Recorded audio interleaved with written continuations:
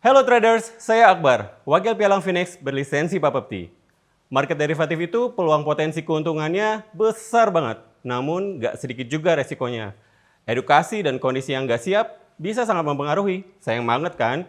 Nah, kali ini traders akan menyaksikan Phoenix Podcast terkait dengan edukasi transaksi derivatif dan perdagangan berjangka dari berbagai narasumber. Mari kita simak.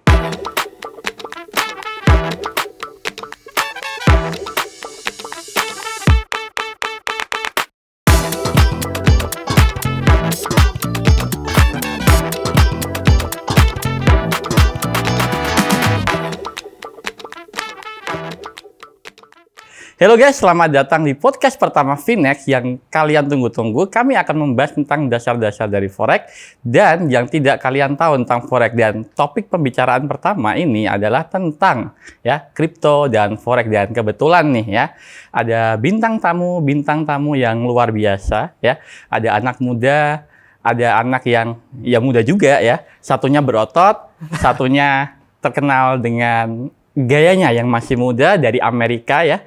Melepaskan gaji 100 jutanya untuk full menjadi influencer ya. Ada Sam ya, Samuel Chris dan juga ada halo dengan audiens 1000 orang di sini. Thank you semua. Oke. Ada Andi Senjaya ya. Ini bukan bintang elemen ya, tapi dia juga trader ya. Dulu sempat kan? Belum. Naik tahun depan kali ya. Tahun depan. Iya. Dan sebelumnya congrats ya buat Sam kalau teman-teman jadi followernya Sam ya kemarin habis tunangan ya. Ya. Thank you. Congrats Sam. Thank you. Tunggu undangannya ya. Sorry aku susul dulu ya. Kesuksesannya ya dibuktikan dengan apa? Permata berapa karat itu ya? Benar, akan dibahas itu. Kita kan di Inside the Trading Room nih. Kita harus bahas crypto dan Forex. Oke. So, kalau teman-teman nggak sabar ya, dengan dua tamu-tamu kita ini akan ada info menarik yang di luar dari apa yang kalian pikirkan, oke ya. Yang pertama, mungkin topik pertama ya, Sam dan Andy, kita akan bahas mengenai secara umum aja. Saat ini nih, ketika habis halving kemarin, pasti kan kripto lagi naik ya. Tapi kan di sisi lain ada hal-hal yang teman-teman nggak tahu, yang dia tahu hanya naiknya aja. Nah, sebetulnya menurut dari Sam dan Andy sendiri, gimana sih definisi kripto dan Forex menurut kalian as a profesional? Ini dulu deh. Oke. Dulu. Gue nggak apa. Saya jawab. Gue bilang, lihat, gue sama kayak Andi. Oke, jadi gini, kalau gue pribadi kan karena gue memposisikan diri sebagai multi asset trader ya. Okay. Jadi Apa deh? Indonesia. maksudnya gue trading nggak cuma di satu instrumen gitu Sam. Iya. Gue tradingnya di forex iya, di kripto iya, di saham juga iya sebenarnya. Nah, gue ngelihat setiap instrumen ini punya kelebihan dan ada pro ada kontranya sendiri. Jadi tergantung bagaimana karakter dari marketnya itu sendiri. Ya.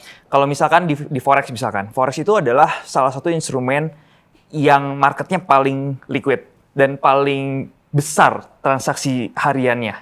Gitu perputarannya setiap harinya kalau nggak salah sekitar 6 triliun US dollar, 6 juta US dollar kalau nggak salah.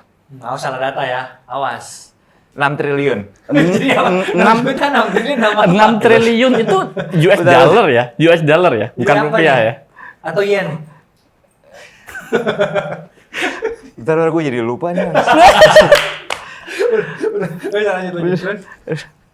Gue takut salah data, sorry gue. Oke, nggak apa. Yang penting gede ya, gede. Tapi mungkin dari itu ada perbandingannya kalau nggak salah ya, Sam. Aku juga lihat sendiri itu ada New York Stock Exchange, ada Japanese Stock Exchange. Memang Forex itu seperti monster ya, gede banget. Berarti likuiditasnya naik turunnya berarti oke dong. Ya. Kalau market naik turunnya nggak oke, kita nggak bisa dapat cuan ya otomatis ya. Ya itu di satu hal tuh karakternya jadi karena currency ya. Yang namanya currency tuh dipakai hampir sama banyak orang ya kan. Kalau cryptocurrency mungkin yang saat ini ngerti kripto aja gitu ya. Tapi kalau misalkan USD kan kalau misalkan orang-orang di US udah pasti pakai USD. Apalagi transaksi internasional biasanya sekarang pakai USD. Jadi itu tuh salah satu yang paling liquid lah. Currency itu paling liquid. Terus kalau misalkan mata uang yang lain juga kan kalau ada impor dari suatu negara gitu, itu juga pakai currency-nya negara tersebut.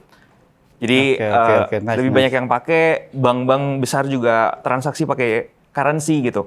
That's why kenapa market di forex tuh kalau misalkan bisa dibilang jauh lebih stabil.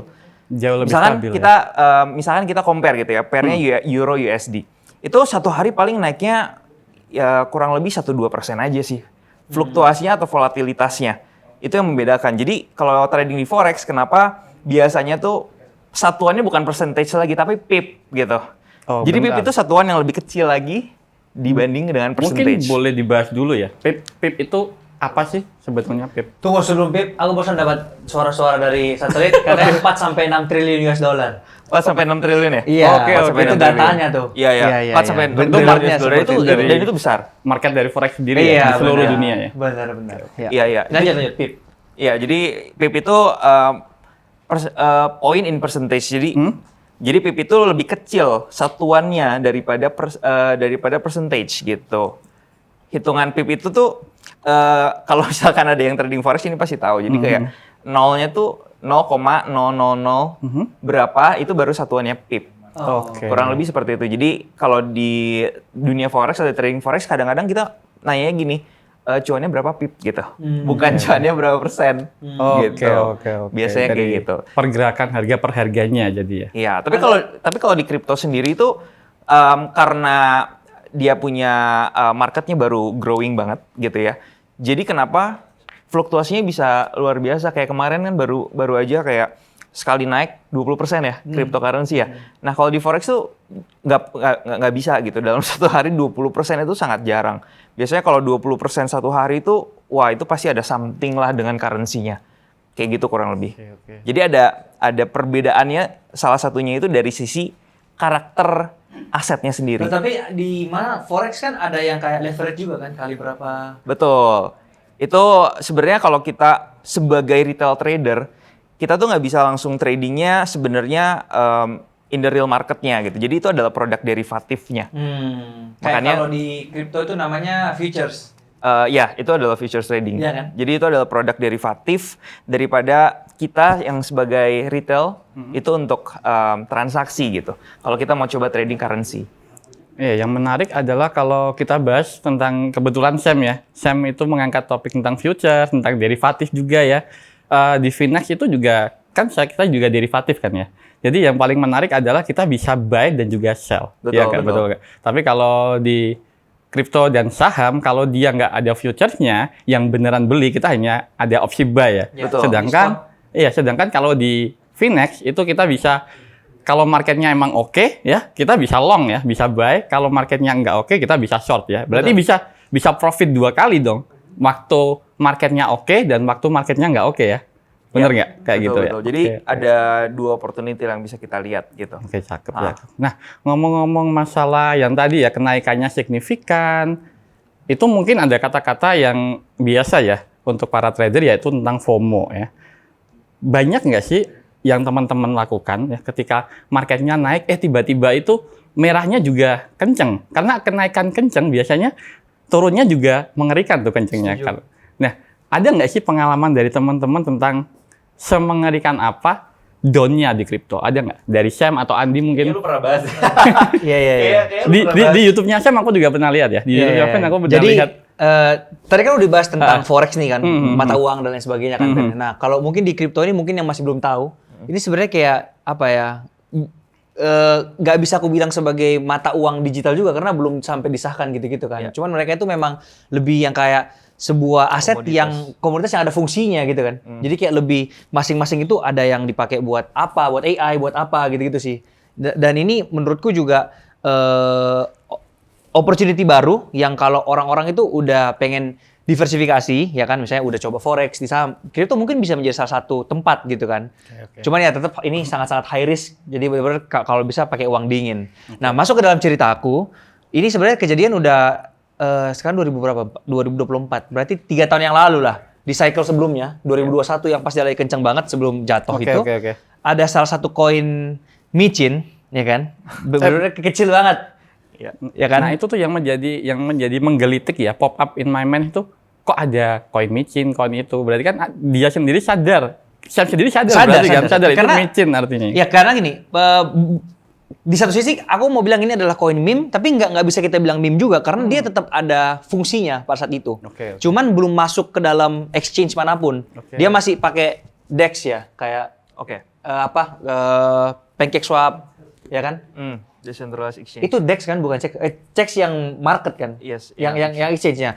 Dia tuh masuknya masih di DEX gitu loh. Nah, berarti ini kan sebenarnya belum bisa masuk ke market manapun. Nah, aku tuh belinya dari situ awalnya. Benar-benar masih kecil banget pokoknya lah. Oke. Nah, dan itu pas itu cara cariku adalah aku benar-benar masuk ke DEX terus riset kayak 20 yang paling baru apa itu kan bisa kelihatan tuh. Nah, iseng-iseng aja tembak-tembak jackpot aja gitu loh. Masuk ya kan? Dan waktu itu iseng, waktu itu masuknya kayak 1 atau 2 juta, tiba-tiba besoknya itu duitku jadi 8 juta. Jadi 400% dalam satu hari. Terus kita udah gila 8 banget juta. ya. Iya, 400% kan. Aha. Wah, lumayan banget nih 8 juta kan uang makan. Oke. Aku tarik lah semua kan. Setelah aku tarik semua, beberapa hari setelah itu aku lihat harganya mulai turun lagi dikit. Oke. Tapi belum menyentuh harga yang di awal banget. Tapi nggak apa-apa kan. Aku masuk lagi tuh pada saat itu berapa ya? 4 juta atau berapa. Jadinya 16 juta dalam besoknya. Averaging up ya? Iya, terus, naik lagi dia. Oke. Wih, gila banget ini kan lumayan. Akhirnya dari 16 juta aku hold sampai dia di 20 apa 30 juta, aku tarik lagi semuanya. Udah kayak, wah aman dulu deh, ini nggak tahu nih koinnya bisa di dalam, bisa di apa kan. Setelah itu dia mulai turun dikit, sampai ada satu ketika aku merasa kayak ini udah lumayan nih, kayak udah dia mulai masuk di beberapa market, di beberapa exchange ya, dua exchange kalau nggak salah waktu itu. Dan ada beberapa rumor lagi, dia mau listing lagi di beberapa minggu ke depan. Oke. Nah, karena adanya news seperti itu, aku sikat 200 juta pada saat itu. Oke. Jadi Setelah masuk 200 naik, Sam ambil, tunggu harga diskon, beli lagi. beli lagi 200 juta. Ha. Tiba-tiba 200 jutanya aku nunggu kayak 3-4 hari, langsung jadi 15M uangku. Wah, Jadi itu naiknya 4.000% atau berapa persen, dan itu semua buktinya ada di highlight Instagram. Kok udah tampang nyata itu ada logo Satoshi, kalian buka di situ jelas banget. Nah, nama koinnya Satoshi pada saat itu 15M. Itu dalam satu malam tuh. Dan benar-benar kayak manajerku pun di sini ikut. Dia masuk kalau nggak salah 50 juta jadi 1M gitu loh tiba-tiba. Oke. Mendadak kaya lah kita berdua kan. Wah, di malam itu aku langsung ngomong sama semua temanku, kita pergi makan Korean barbecue yang paling mahal aku bayarin. Itu posisiku masih di US waktu itu, masih kuliah di Amerika. Oke. 2001 kan masih di Amerika tuh kan. Nah, ku traktir semua temanku di Amerika Korean barbecue. Nah, tapi salahnya adalah aku nggak ngambil profitnya. Iya. Padahal kan sebenarnya profit itu kalau kita nggak ambil itu hanya jadi ilusi gitu, cuma angka doang. Oke, fugasi ya. Nah, tapi karena waktu itu masih baru banget main kripto kan, masih 1-2 tahun, jadi kayak masih panas-panasnya gitu kan. Wah, ini uangku bisa ke 100M nih kayaknya nih kan. Kalau sayang nih di 100M ditarik gitu kan. Nah, terus akhirnya nggak aku tarik.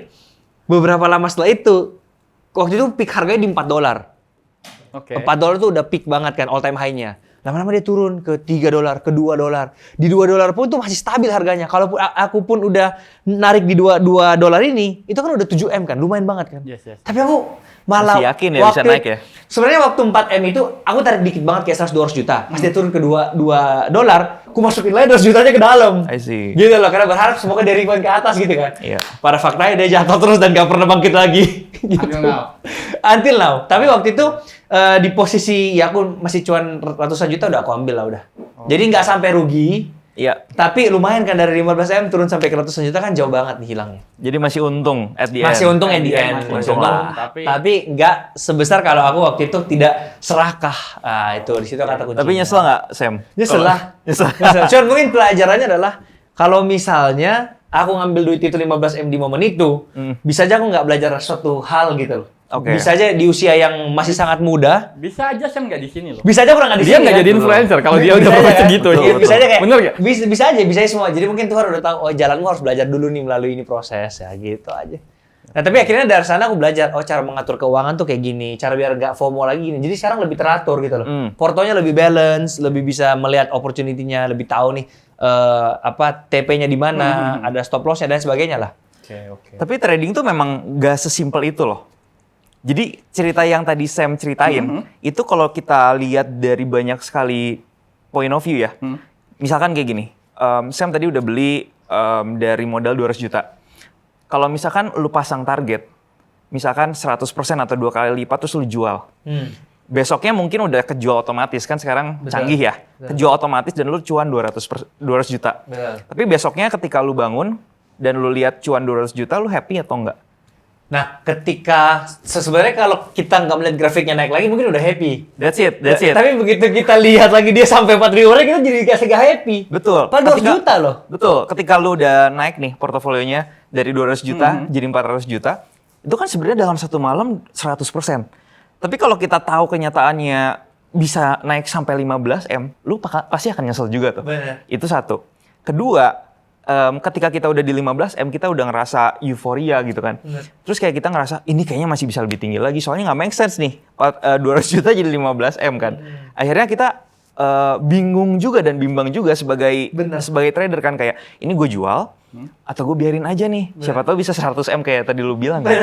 Nah, itu sebenarnya yang menjadi faktor yang banyak orang kayak istilahnya ada opportunity untuk bisa profit gitu ya, dalam trading aset apapun, tapi at the end of the day decision making-nya yang bikin seseorang itu akhirnya mengalami kesulitan gitu untuk bisa mendapatkan profit secara konsisten ketika dalam trading kayak gitu. Ketika di trading, nah kalau dari apa yang Sam ceritakan gila banget ya kenaikannya ya, tapi hancurnya juga gila banget kalau yang ketika masuk di atas ya. Kalau bisa aku asumsikan adalah satu tadi greedy ya, yang kedua adalah psikologi yang paling penting ya. Karena untuk mungkin teman-teman di sini banyak trader-trader baru yang ada di sini ya. Kebetulan kita ada pakar-pakarnya. Trading itu untuk technical analisa sepertinya ada di mana-mana. Tapi kalau psikologi sepertinya agak susah dipelajari. Iya. Benar nggak? Setuju nggak? Itu by experience jam terbang. Ya? Betul. Kayaknya harus kena satu kasus dulu kayak aku nih, baru kayak belajar. Oh iya, harus ada yang namanya rasa cukup. Oke. Kalau enggak, kita akan selalu serakah. Padahal at the end of the day juga, tadi bilang profit juga ya? Profit juga ratusan juta kan? Iya. Tapi kalau misalkan kita lihatnya itu, pertama Sam itu berangkatnya dari 200 juta, at the end of the day masih tetap profit, misalkan 200 juta lagi gitu ya. Masih tetap profit. Tapi kenapa harus ada nyeselnya? Karena dia melihat ada potensi dia bisa take profit 15 M. Jadi manusia itu selalu diselimuti gitu ya, dengan berbagai emosi yang sebenarnya against cara trading yang sebenarnya baik gitu. Jadi ada teknik-teknik dalam trading sebenarnya kita bisa meminimalisirkan yang namanya perasaan emosi itu terlibat gitu dalam decision making. Oke. Jadi kalau aku bisa ambil kesimpulan dari volatilitas, kalau kita masuk di area yang tepat itu sebetulnya oke banget ya. Iya. Tapi ketika masuk apalagi di kripto, masuknya di area yang salah, ya, itu mengerikan juga berarti down-nya. Nyangkutlah mantaku sekarang. Itu posisinya ya. Gimana coba? Ya itu, masuknya lumayan tinggi waktu itu di harga $3,1. Oke. Terus sekarang? Sekarang 1,7. Jadi udah hampir hilang. Cuman gini, pada saat dia turun ke harga 2-an ish, aku tetap average down waktu itu. Jadi sekarang harga aku tuh di 2,5. Nah, sekarang 1,7, tetap aja minus 40%, 30-an ya. 38%, hampir 40% lah. Oke. Tetap loss gede gitu, dan sekarang masih nyangkut posisinya. Tapi belum alt season ya. Jadi... Belum. Ya, kita berdoa aja, amin. nah ini terkadang agak tricky nih ya. Betul, kalau teman-teman mengandalkan doa gimana tuh? Boleh nggak kalau teman-teman itu? Enggak, maksudnya kita kan ada trading plan biasanya. Harus sesuai dengan trading plan-nya. Cut loss di harga sekian, take profit di harga sekian, atau tetap kalau kita lihat suatu nilai dari suatu aset, kita ya percaya aja gitu. Ya, better mana? Pertama tergantung. Jadi gini, mungkin buat Sam sekarang yang asetnya di situ gitu ya, masih kecil lah dengan wealth-nya dia, jadi masih bisa ditambahin dan segala macam. Ya. Tapi kalau misalkan kita melihat secara keputusan gitu ya, harus ada reason behind every single decision yang kita ambil. Contohnya, kenapa sih Sam yakin untuk beli lagi gitu ketika dia udah turun, kenapa dia yakin untuk beli lagi di harga berapa tadi? $2,1 gitu. Harus ada reasonnya. Misalkan reasonnya karena dia merasa atau melihat alt season nanti bentar lagi akan datang gitu ya. Itu juga bisa jadi salah satu. Tapi sebenarnya yang paling ideal adalah kalau kita sebagai seorang trader, yang pertama harus punya trading plan biasanya. Ya, karena kita tuh trading itu sebenarnya kita harus treat sebagai bisnis. Ya kan, kalau kita mau bikin sebuah bisnis, misalkan coffee shop gitu ya, pasti dari awal kita udah structure dulu kan, nggak mungkin kayak ya udahlah kita beli ruko, ya udahlah kita hire karyawan deh, atau kopinya nanti gimana ya belinya segala macam. Itu semua harus ada perhitungan, harus ada business plan. Kalau trading juga sama, kita harus membuat di awal itu yang namanya trading plan dulu. Entry indikatornya apa, alasan entry-nya apa. Kalau udah entry, exit-nya gimana, exit indikatornya apa gitu. Sampai berapa kita akhirnya kalau misalkan turun berapa harus kita cut loss misalkan, atau kita udah naik berapa kita take profit sebagian misalkan. Nah itu adalah apa yang dilakukan seorang trader atau pekerjaan seorang trader itu. Menganalisis, membuat itu menjadi sebuah trading plan dan mengeksekusinya. Nah itu biasanya decision itu tuh yang harus dibuat dan sebisa mungkin nggak melibatkan emosi yang tadi kita udah yang kita udah bahas, sehingga nggak ada penyesalan gitu, bisa move on ke next trade dan tetap grafiknya itu kita tuh aimnya nggak yang dalam satu malam atau dalam satu kali trade langsung kaya gitu ya, tapi ini it's a journey, it's a process gitu, it's a long process kayak gitu. Nah sama mungkin aku tambahin dikit ya, di dalam trading plan itu kan ada namanya manajemen risiko. Jadi ketika kita masuk duit kita ya ini harus make sure ini duit dingin gitu loh, uang dingin. Jangan sampai ini uang yang kita udah all in, besok mau makan kita nggak tahu mau makan apa. Nah kalau kejadianku yang kayak di Manta sekarang yang nyangkut ini, yaudah aku bodo amat gitu lah, aku taruh aja gitu kan. Dan Karena uang dingin ya. Iya uang dingin, dan maksudnya ya memang aku tuh kan nunggu sampai altcoin season baru ya udah nanti jual kan. Ya. Cuman kalau aku sendiri memang ya itu harus make sure bahwa besok harus bisa makan dulu lah at least. Gitu kan, kayak uangnya ini berapa persen yang kita siap untuk hilang lah. Anggapannya seperti itu. Ya. Nah, ini ngomong-ngomong, keduanya ini masih single ya. Jadi money manajemennya agak berbeda, ya. Yang nonton, yang udah menikah dan punya anak harus diatur juga yang lainnya, bener nggak? Benar. Ya sekarang walaupun ya ada sedikit-sedikit lah ya, tanggungan sedikit-sedikit. Oh, udah punya anak? Bukan. Enggak dong. Enggak. Maksudnya kan ketika kita pacaran juga pasti ada cost yang kita nggak yang pure kayak single banget gitu loh. Oke. Karena ada uang entertainment, nonton ini mengerti lah ya. Bagian dari lifestyle. Iya, bagian dari lifestyle. itulah. Oke, menarik ya. Tapi kalau dari sisi aku sendiri, aku sebagai beginner ya, ini kan yang udah pro Nah, ya. aku juga beginner sih. Dia doang. Enggak, aku juga. Kalau aku agak sedikit risky ya, karena kalau kita lihat kan di kripto itu kata-katanya adalah narasi. Kita lihatnya dari white paper-nya. Ya. Kalau aku sih lebih tertarik dengan di saham atau di forex. Kenapa? Karena mungkin fundamentalnya itu ada.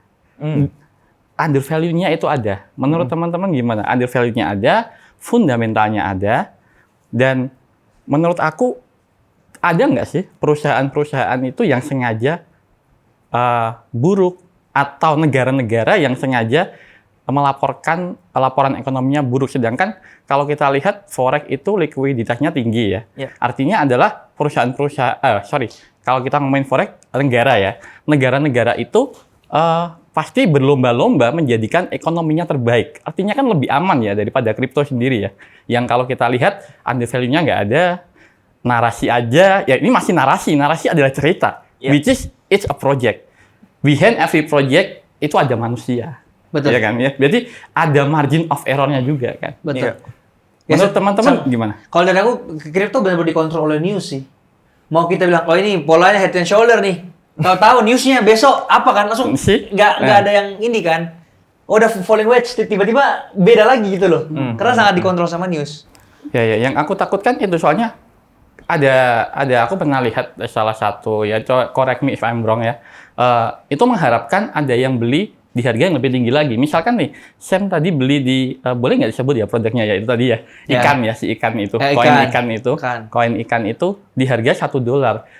Artinya, saya mengharapkan ada orang beli di harga yang lebih tinggi lagi, bener nggak? Iya. Biar harganya naik terus. Sedangkan kalau kita trading, contohnya kalau kita di Finex ya, di Finex itu ada forex, ada US stock, saham-saham Amerika. Contohnya seperti Apple, ya itu jelas banget kan value-nya bagaimana, siapa yang beli, siapa pemegang sahamnya, dan laporan keuangannya.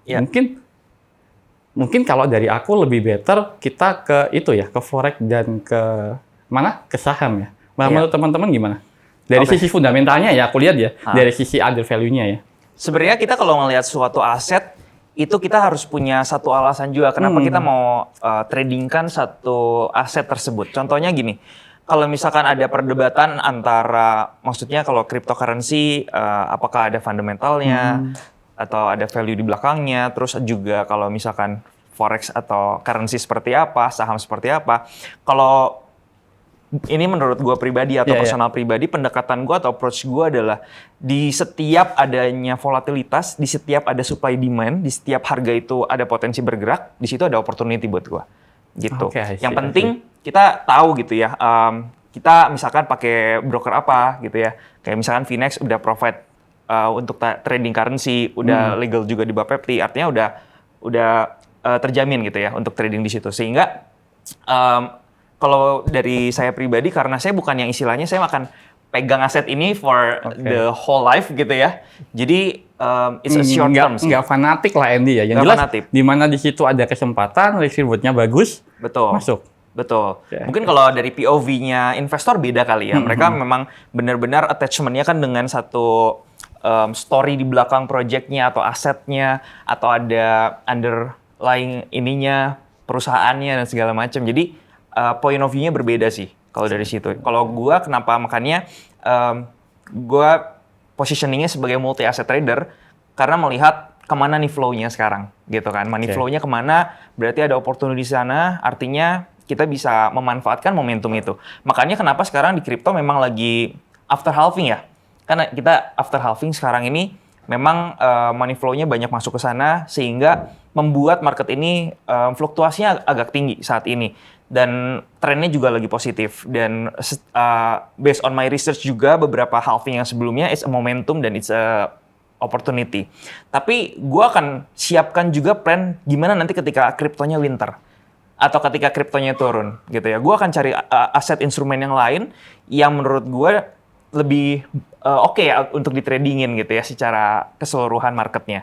Sehingga sebenarnya salah satunya juga forex itu juga akan jadi prioritas nanti.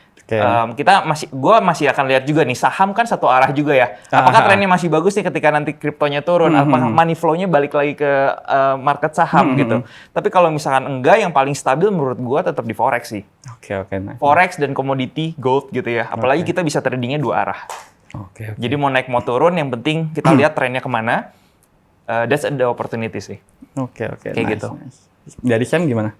Ya aku sama lah.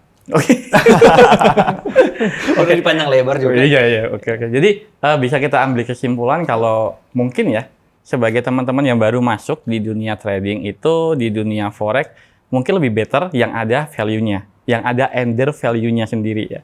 Dari sisi saham, dari sisi forex lebih better. Dan kalau kita kulik lagi tadi Edi bahas tentang money supply-nya. Jadi mungkin ada season-seasonnya teman-teman. Ada season kriptonya naik nih. Di tahun ini, nanti dia winter, artinya uangnya beralih pada aksi taking profit ya, seperti itu ya. Beralih kemana? Nanti saham nih, sahamnya naik. Ya. Nanti lagi nih ke forex nih, ada season-seasonnya sendiri. Dan sebagai seorang trader, kita bisa manfaatkan itu. Kenapa? Karena sebagai trader, tentunya di market derivatif, kita bisa long dan short. Mau itu winter, mau itu momentum naik, kita bisa manfaatkan long dan short, beli atau jual. Nah, kalau dari aku lihat ya, di Indonesia sendiri itu tahun 2045 nih, ngomong-ngomong kan masih muda semua nih ya, under Cerberus ya. Ngerti Cerberus nggak? Apa tuh? Kepala 3. Iya. Kebetulan saya di bawah kepala 1. Kepala 1, oke. Ya, ini kan under Cerberus dan sudah oke. Dari aku lihat mapan lah ya, udah jadi panutan banyak orang nih. Berarti tugas berat ya, karena kalian diikutin orang banyak, apalagi pemuda-pemuda Indonesia. Nah, menurut teman-teman, bagaimana sih sebetulnya kalau bisa menyiapkan forex untuk beginner itu sendiri sih? Yang lebih bagusnya itu harus bagaimana menghadapinya gitu. Sementara kalau teman-teman yang kita lihat di sana kan, apalagi sesi kripto nih, ya banyak yang memikirnya aku all in di koin tadi, koin ikan, aku langsung kaya. Nasihatnya gimana untuk teman-teman yang baru join? Di broker yang bagaimana, ya? Di market yang bagaimana? Di broker yang amankah? Yang regulasinya oke kah atau bagaimana? Ya, silakan. Yang pertama pasti gini, gue mau cerita background gue dulu. Dulu tuh gue sebenarnya mulai kenal trading forex itu sejak SMA. Bener-bener SMA. Boleh disebutin nggak tahunnya berapa? 2012. Waktu itu kenal forex itu 2012. Jadi dulu tuh ceritanya di sekolah gue suka cari tambahan uang jajan. Gue jualan ke teman-teman. Itu mulai dari jualan baju, pulsa, snack, makanan gitu ya. Kekumpul sejumlah uang. Terus gue bingung nih, ini uangnya udah lebih gede. Tapi kalau misalnya jualan pulsa kan cuannya kayak cuman 300 rupiah, 1.000 rupiah gitu kan. Nggak kerasa. Jadi waktu itu main ke satu forum cari kira-kira bisnis apa nih kira-kira yang bisa dari modal segini lebih gede lagi gitu ya. Akhirnya ketemulah sama Forex. Dan ya udah iseng coba belajar dari situ. Dan itu awalnya banget ketika gue coba untuk kenal Forex. Itu tuh yang di pikiran gue, oh ini uang segini kayaknya bisa berubah jadi lebih besar lagi. Misalkan waktu itu uang gue sekitar 8 juta ya istilahnya ya. Kekumpul 5 juta sampai 8 juta. Waktu itu gue mikir, ini kayaknya 8 juta bisa jadi 100 juta dengan cepat gitu. Dengan Forex gitu ya. Karena yang gue baca, yang gue juga lihat, oh ini potensinya besar banget nih. Kayaknya bisa deh buat cuan seperti itu. Nah itu yang biasanya jadi pintu atau gerbang awal orang-orang tuh tertarik untuk trading. Masuk ke instrumen apapun, mau Forex, mau kripto. Sekarang juga mungkin yang teman-teman milenial atau yang Gen Z ya. Sekarang Gen Z udah banyak ngerti atau ngikutin tentang kripto. Menurut saya 90% akan berpikir sama gitu. Kayak mereka juga kan maksudnya dari sisi pemasukan atau penghasilan juga belum seberapa. Sehingga pengen cari satu aset yang kira-kira kalau gue beli itu bisa naiknya cepat gitu. Tapi as time goes by, biasanya nanti akan mengerti sendiri bahwa oh ini adalah bukan one time hit kemudian langsung kaya, tapi long process kayak gitu untuk mencapai satu targetnya ya. Jadi menurut gue nggak apa-apa kayak beginner belajar dulu mekanisme tradingnya, karena gue juga dulu seperti itu ya. Langsung terjun dulu. Kalau gue itu terjun dulu karena nggak banyak edukasi tentang cryptocurrency, tentang forex waktu itu gitu ya. Mulai aja dulu. Belajarnya itu dari kerugian atau margin call yang sebelum-sebelumnya gitu. Jadi dari kerugian belajar akhirnya ketemu benang merahnya, dan dari situlah mulai kayak kayaknya gue mau serius di sini. Kayaknya gue harus merubah mindset gue. Kalau ini nggak bisa jadi satu jalan pintas untuk mencapai kekayaan, tapi gue akan treat ini sebagai bisnis. Jadi gue akan pelan-pelan. Yang penting sesuai dengan target itu sendiri gitu. Jadi instead of dalam 1 tahun gue pengen dapat berapa ratus juta atau berapa ratus miliar atau berapa puluh miliar gitu. Tapi kayak oke, satu bulan 5% dari capital itu adalah angka yang realistis untuk di dunia trading, apalagi di forex gitu ya. Bentar dulu, dicatat 5% ya? 5%. Padahal Sam tadi satu malam 20% ya? Betul. Enggak lah, dia berapa? 4.000 ya? 4.000%, ya kan? Okay. Tapi kadang-kadang itu jadi bikin kita FOMO. Ya terkadang kalau dari sisi aku mungkin menganggapnya agak mengerikan. Karena kalau kita trader baru dihantam profit yang langsung besar, itu seperti edik nggak sih? Nantinya mau profit besar lagi, lot size-nya gede lagi ya. Padahal lebih nyaman konsistensi kan. Itu sebenarnya cuman hanya hoki-hokian aja, bener nggak? Nah itu kan tadi dibahas sama Ko Andi kan lebih yang kayak tips pemula kan. Tapi kan tadi pertanyaannya juga broker apa nih kalau saya mau ke forex kan? Ya udah pasti Finex dong. Oke. Finex lah ya. Iya lah, Finex kan memang the best. Oke, dan aku lihat Aku lihat kebetulan aku ngefans sama mereka berdua ya. Jadi aku bukan nguntit ya, tapi aku ngulik ya. Dari 7 tahun yang lalu Sam itu mulai YouTube ya. Dari 7 tahun dan dia kan dari makan Sam yang pedas ya. Iya kan? Serius lu ada bikin itu? Ada. Gue dulu entertainment. Jadi beneran random banget. Iya kan? Kalau Andy mulainya ketika pas Covid. Bener nggak? Betul. Mulainya pas Covid, dan itu momentum banget aku lihat. Jadi baru sebentar langsung naik banget. Nah, kebetulan Sam juga pernah membahas tentang saham Amerika ya. Kebetulan di Finex juga ada loh. Itu US stock ya. Menurut Sam sendiri ini, ya mungkin Sam lagi tertarik ini apa? Untuk saham Amerika nih, saham Amerika. Ya kalau aku sama di Amerika kan kayak kebetulan sudah pernah ke sana ya, sudah pernah di sana, sudah pernah lama di sana nih ya. Lebih informasinya lebih A1 nih ya. Ya kalau aku ya sistemnya tuh kalau di saham itu lebih yang kayak long term kan. Jadi yang aku main tuh pasti yang kayak big cap semua, kayak misalnya Apple, Microsoft. Tapi ambilnya di beberapa sektor. Kayak misalnya di perbankan aku ambilnya Chase. Oke. JP Morgan JP Chase. Morgan Chase. Kalau di teknologi misalnya aku ambilnya Apple gitu-gitu. Oke. Terus ada masuk di bagian consumer goods, misalnya di Costco atau di mana. Jadi kayak lebih ke sana sih. Tapi kalau kita mau ngomongin yang paling hit terbaru ini kan pasti yang ada berhubungan sama AI, kayak misalnya Nvidia, terus tiba-tiba ada yang kayak GameStop tiba-tiba terbang lagi. Oh iya gila ya Iya kemarin kan? ya. Iya kan? Jadi sebenarnya ya kalau memang kalian mau ngikut yang ke arah sana sebenarnya nggak ada masalah, tapi benar-benar memang harus didalami gitu loh. Sedangkan aku ini kan lebih yang kayak apa ya? Long term, Long term lah. udah lupakan. Iya, ya?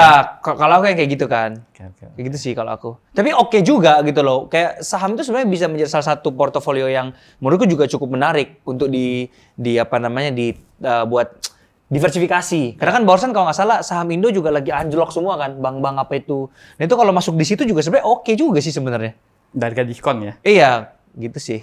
Oke. Nice ya. Jadi kalau teman-teman ya ada yang tahu kalau kita beli saham itu kan biasanya belinya nggak ada leverage ya, benar nggak? Ya, Tapi ya, kalau kita belinya di Finex itu leverage-nya 1/100 loh. Oh jadi lebih cepat lagi nih ya? Lebih gede lagi margin. Dan bisa gunain capital dengan lebih besar karena leverage itu ibarat kayak kita Utangin dulu. dipinjemin 100 kali lipat dari modal kita ya. Maksudnya kita open posisinya bisa sebesar 100 kali daripada modal kita gitu. Tapi kalau modal kita cuma 1, terus yang dipinjemin 100 terus bisa loss semua, gimana? Maksudnya ya itu ada kata-kata margin call itu karena kita beli satu, misalkan kita buy gitu ya, posisinya buy dan kita nggak sampai, biasanya kan kalau kita beli saham kan mau dia turun dari $100 jadi $1 ya kita tetap pegang gitu kan. Iya, $1. ada. Ya, meskipun tapi value-nya berkurang ya. Betul, tapi kan kalau misalkan di produk derivatif yang menggunakan leverage, kalau misalkan harganya turun misalkan 10% aja, Itu dikali 100 sudah. tapi karena modal kita pakai 100 kali gitu ya, karena kita ibaratnya all in ya, nggak pakai money management, nggak pakai apa, ya itu langsung kena liquid atau kena margin call gitu ibaratnya. Tapi kalau untuk menjadi profitnya bisa 100 kali dari uang normal. Betul. Dia next bull tapi kenanya High risk high return, high risk high return. Oke. Dan kalau teman-teman lihat ada di Finex website itu ada di kolom berita, aku udah kalau bahasa sekarangnya call ya, tapi aku sharing researchku itu ada di kolom berita. Kalau nggak salah teman-teman boleh cek ya di tanggal 3 Mei ketika Apple lagi jatuh-jatuhnya tuh. Tapi dari aku sendiri aku percaya aku ikut orang yang besar yaitu Warren Buffett. Oke. Ya, Warren Buffett dan juga dari sisi Apple. Nah ini kalau aku tanya keluarin HP-nya coba lihat pasti itu semua kan. HP di situ. Ya kan Apple kan. Jadi dari sisi kenaikannya udah lumayan. Jadi call-nya di 170 waktu itu. Targetnya di 200 dari tanggal 3 Mei. Sekarang di 190. Kalau teman-teman nggak percaya, teman-teman boleh cek di websitenya Finex di kolom berita itu ada tanggal 3 Mei ya. Kalau nggak salah ya, kalau nggak salah tanggalnya aja. Itu lagi disupport ya waktu itu ya. Lagi disupport banget, support. Dan trennya kalau dari weekly masih oke sih. Iya, Jadi betul, setuju. teman-teman yang baru belajar, baru mau masuk di dunia trading, jangan khawatir ya. Finex juga memberikan edukasi yang oke dan juga ada sharing mengenai potensi ya, bukan gratis. arahan, gratis banget. Luar biasa. Gratis banget di websitenya. Iya. Every single day ada. Nice. Nah itu yang gua juga harus highlight ya, dimana karena ini Forex itu adalah satu aktivitas yang high risk ya, high risk trade. Jadi gue sangat appreciate sih kalau misalkan broker itu nggak cuman menawarkan atau memprovide satu platform untuk trading, tapi kayak platform untuk belajar juga di situ atau edukasi juga di situ. Jadi mengarahkan untuk gimana sih cara trading yang baik gitu ya. Dengan broker juga istilahnya turut mengedukasi gitu ya para trader-tradernya. Karena kalau dari aku juga ya, tambahin dikit ya. Kalau kita udah tahu fundamentalnya atau tahu ilmunya, pasti kita nggak mungkin berani naruh duit sembarangan gitu-gitu kan. Yang mengakibatkan kalau kita mau lihat dari historicalku invest di saham nih, mau saham US apa saham Indo, aku tuh belum pernah loss gitu loh. Oh, ya nggak pernah loss. nggak pernah cut loss. Nggak pernah cut loss juga, cuman nggak pernah loss. Jadi walaupun dia turun, contoh waktu itu Facebook sempat anjlok banget tuh. Oh iya, dia keluarkan Meta. meta itu kan, tiba-tiba malah nambah karena yakin sama fundamentalnya itu waktu itu kayak ini mah pasti sosial media akan dikuasai tetap sama Instagram, WhatsApp beberapa tahun ke depan. Bukti itu reboundnya juga kenceng banget gitu loh. Nah di posisi yang dia ngedown itu sedalam-dalamnya temenku pada cut loss semua dan bilang udah mati nih, udah nggak mungkin bisa bangkit. Tapi nyatanya kan sekarang malah lebih tinggi lagi daripada yang jatuhnya itu. Nah itu kalau orang nggak punya ilmu kan akhirnya loss kan. Tapi kalau kita lebih bersabar karena yakin pada itunya fundamentalnya ya akhirnya aku nggak pernah rugi sama sekali kalau di saham sama di. Begitupun di kripto sih. Sebenarnya aku di mana-mana sih aku belum pernah rugi sih. Gitu. Jadi apa yang bisa aku tangkap ya dari Sam itu adalah satu, dia itu belief-nya luar biasa ya guys. Belief-nya luar biasa dan dia tahu jelas fundamentalnya dan tahu jelas siapa di belakang, orang di belakangnya kan pastikan itu sangat penting. Dan itu pun menjadi kepercayaan akhirnya Sam memutuskan untuk DCA ya. Dollar cost averaging ya. Apa itu? Boleh nggak dijelasin ke teman-teman yang beginner itu? Jadi dollar cost averaging itu adalah salah satu teknik ketika harga turun, kita membeli di harga yang lebih bawah lagi untuk membuat harga rata-rata kita itu ikut ketarik ke bawah.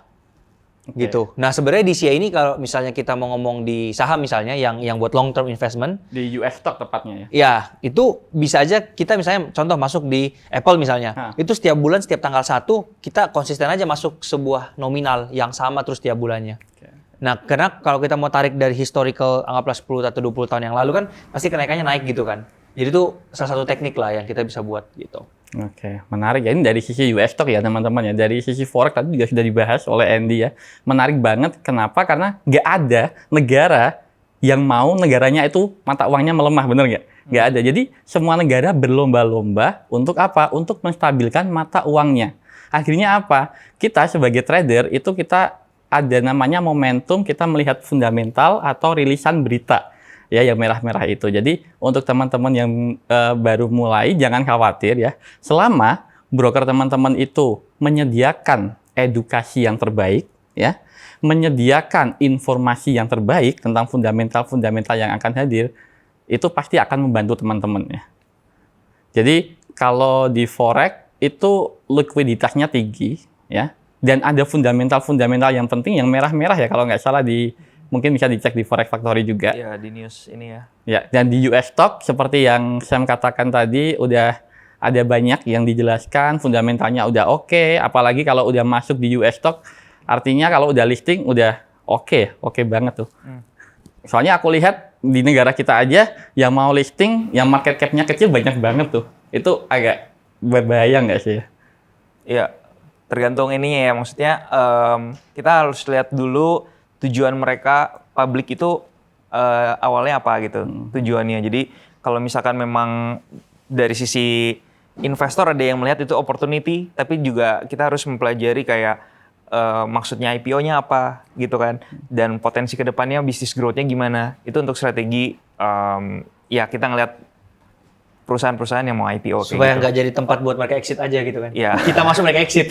Iya, benar-benar. Oke ya, kita masuk ke closing ya, konklusinya nih dari obrolan kita nih. Tapi yang aku tangkap adalah tadi kripto itu naik turunnya kencang, tapi agak berbahaya juga ya bagi orang-orang yang baru mulai ya. Dan saran Andy tadi seperti yang dibilang itu lebih bagus kita mulai dari forex, mulai dari yang kecil nih. Dan kebetulan di Finex itu bisa mulai dari 10 US dollar. $10 bisa. Siapa yang nggak bisa afford? Itu satu-satunya broker di Indonesia yang terregulasi 10 US dollar minimal deposit. Itu oke banget loh kalau dari sisi deposit ya udah bisa mulai. Dulu gue masih ingat waktu tahun 2012. Oke. Itu minimal kalau misalkan kita mau deposit di broker yang terregulasi di Indonesia. Broker itu lokal minimal ya? 10 juta kayaknya. Ya, Dan 10 juta kalau nggak salah. Dulu, untuk sekarang kayak gitu. udah oke, dan satu-satunya yang paling kecil itu Finex. Jadi kalau ada yang mau belajar ya dan bilang kalau nggak bisa afford itu nggak mungkin. Di Finex hanya 10 US dollar tuh berarti sekitar berapa? 16.000 ya dolar ya? 160.000. 160.000. Iya, sekarang 16.000. 16.000 kan? Iya. 16.000 berarti 160.000 ya, 170.000 lah ya. Betul. Itu sudah bisa mulai. Dan kalian pun ketika bisa melakukan trading pertama kali, Finex juga ada edukasinya. So, tunggu apa lagi? Mulai aja dulu. Ya.